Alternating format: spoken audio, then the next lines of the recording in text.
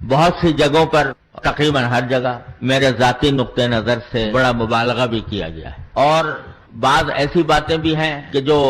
واقعے کے مطابق نہیں، جیسا کہ ابھی میرے بھائی نے اعلان فرمایا کہ بہت سے حضرات نے مجھے پاکستان کا چیف جسٹس قرار دے کر یہ لکھا ہے یا کہا ہے۔ میں کبھی پاکستان کا چیف جسٹس نہیں رہا، لیکن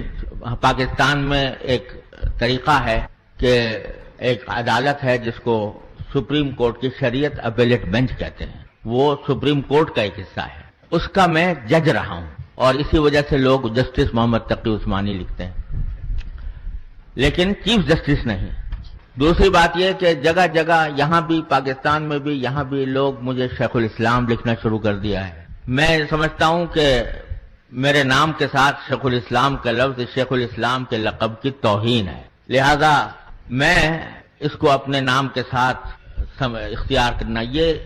شیخ الاسلام کا لقب سجدہ تھا حضرت علامہ شبیر احمد صاحب عثمانی رحمۃ اللہ علیہ پر، حضرت شیخ الاسلام علامہ سعید حسین احمد صاحب مدنی رحمۃ اللہ علیہ پر۔ مجھ جیسے آدمی کے ساتھ یہ لفظ استعمال کر کے اس لفظ کی توہین ہوتی ہے،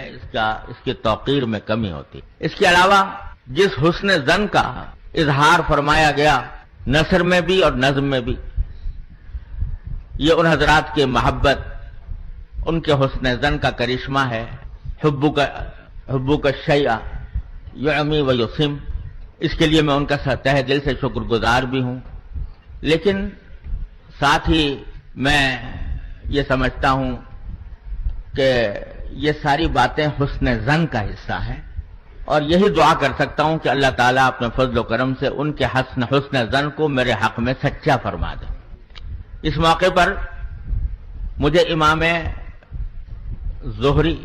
رحمت اللہ علیہ کا ایک مقولہ یاد آیا، اور وہ مقولہ ہم سب کے لیے ایک بہت بڑا عظیم سبق بھی ہے اور مشعل راہ بھی ہے، اور نفس و شیطان کے دسائس سے بچنے کا ایک بہت اعلیٰ طریقہ بھی ہے۔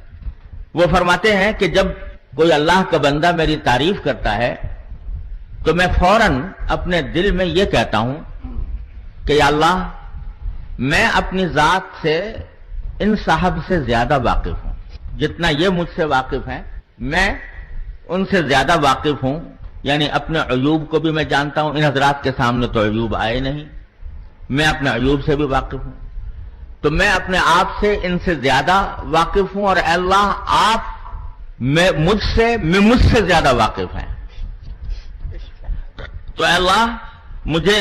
ان حضرات نے جو حسن ظن قائم فرمایا ہے اس کی وجہ سے مجھے کسی دھوکے میں پڑنے سے بچائیے، مجھے اس بات سے محفوظ رکھیے کہ میں ان حضرات کے حسن ظن کے اظہار کی بنا پر میں کسی دھوکے میں پڑ جاؤں اور عجب میں مبتلا ہو جاؤں، کبر میں مبتلا ہو جاؤں۔ اے اللہ مجھے اس سے محفوظ رکھیے۔